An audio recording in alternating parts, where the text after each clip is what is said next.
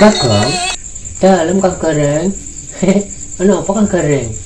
Lho ngene ta Bagong. Iki ngono Kang Gareng iki namatno kuwe lho, Gong, saka kadoan. Emangnya aku kena apa Kang Gareng? Ditamatno barang. Lah kok iki ngono aku ya rada gumen lho, Gong. Lah kowe kok muka mlaku nang pinggir dalan iki jancane sing ceblok apamu, Gong? Aja ngono Kang Gareng. Aku ngono janjane yo gak ono sing ceblok. Tapi niki kan bulan Ramadan lho Kang Gareng. Masa gak ngerti? Lho ya ngerti ta Bagong. Ngene lho Kang Gareng. Aku iki mau punya inisiatif Kang Gareng. Maksudnya piye ta Bagong? Iki kan lancine wis mau kan apa sore. Yo wis sengire yo wis abang apa Kang Gareng. Aku yo nganu Kang Gareng.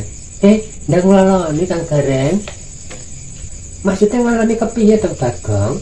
Kang Gareng iki sak temen orang ngerti apa sing mbok maksud lho, Gong. Kang Gareng iki piye lek? Aku iki ya Kang Gareng. Tak kandhani yo. Apa yang golek takjil ngono Kang Gareng? Lho. Oh, pantesan banget to Bagong. Kang Gareng namatno kuwe karo guyang guyu. Mbok menawa ya, Gong. Ya ngono, pancenan. Iki kan 10 hari terakhir Kang Gareng. Aku biasanya Kang Gareng dapat banyak sampai sambombo lho Kang Gareng. Oh ngono ta Bagong. Ya pantesan temen kok awakmu kok nek sore gak ana nang omah. Mitar nang dalan ta Bagong. Ya ngono pancene. Tapi nen aku nganu Kang Gareng. Aku yo piye nek wis entuk iku yo nganu Kang Gareng. Lalu piye ta Bagong? Aku eling Pak Gundul. Emangnya Pak Gundul kenapa ta Bagong? Aku sakit Kang Gareng. Nek tak sawang bentukane cilik Kang Gareng. Kaya kurang gizi Kang Gareng. Aku yo berbagi ya sidane karo Pak Gundul. Daripada ora modot lho Kang Gareng. Oh alah Gong, Bagong. Pak Gundul iku ya pancen pawakane ya kaya mengkono. Iku ngono wis pawakane Pak Gundul ta Bagong.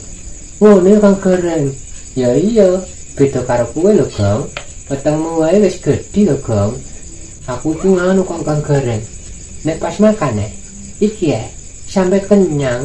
Ya padahal aku yo ya piye? Pancen awak aku ngene kok. Wis disetting Kang Gareng. Iya. Kok kancamu Pak Gundul teko kene Bagong? Endi Kang Gareng? Kok nunggu rimu?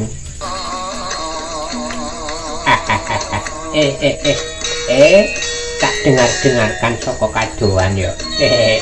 Aku iki sampai penasaran Ki Gareng karo Bagong iki sebenarnya membahas bab apa ngono. Piye Dul? Ngene lho Gong. Aku iki yo berterima kasih sama dirimu. Kowe ternyata yo eling bolo barang yo. Maksudnya kepiye ta Pak Gundul kok eling bolo iki Bagong maksudnya kepiye? Ngene Ki Gareng. Narikane iki wenginane aku dikasih takjil karo Bagong. Ternyata dia tidak lupa duwe aku sahabat ngono. Yo to Dul. Aku nyawang kowe kuwi sahabat. Lah ketok ora modot Dul. Aja ngono aku. Pancen aku iki wis disetting ngene kok. Digawe cilik ngono Gong. Pak Gundul lan Bagong. Ya, kepiye Ki Gareng? Dalem Pak Gareng, kepiye Kang Gareng? Ya pancen yang ngono Gong. Kowe berbagi karo Pak Gundul iku ya apik. Ya pancen yang ngono kok Kang Gareng. Iya. Aku ya nganu Aku ya dalam badanku ya merasa bahagia. Punya sahabat ngene iki ya aku bahagia ngono Ki Gareng. Jadi tahu kondisi situasi kancane sing lagi kurang-kurangan ngene. Maksudnya kepiye Pak Gundul? Ya ngene. Waktu iku aku kapan golek takjil. Tapi nan aku rada isin ngono. Berhubung Bagong iki wis ndisiki, berhubung Bagong wis entuk, dadinan aku ya ikut bahagia. Mergo kebagian-bagiane Bagong. Ngono Ki Gareng. Oh ngono to. Ngene lho Kang Gareng. Aku yo nganu kok Kang Gareng. Aku ngajak Kang Gareng sak benere. Tapi nan aku gak kepenak. Ketoke Kang Gareng lagi sibuk ngono kok Kang Gareng. Oh, iya. Ngene Bagong lan Pak Gundul. Siap kowe Gareng. Siap Kang Gareng. Pancen awakmu kudune padha-padha berbagian padha duwe. Iya siap. Jelong kasihku ya ape bodo ya Gong. Ya pancen ape bodo Dul. Emang kena apa? Aku iki ngono ya. Lagi berpikir. Berpikir apa Pak Gundul? Ya aku berpikir iki kok nek Bagong dolan nggonku coba. Aku urus kudune sudah mempersiapkan jajane buat Bagong.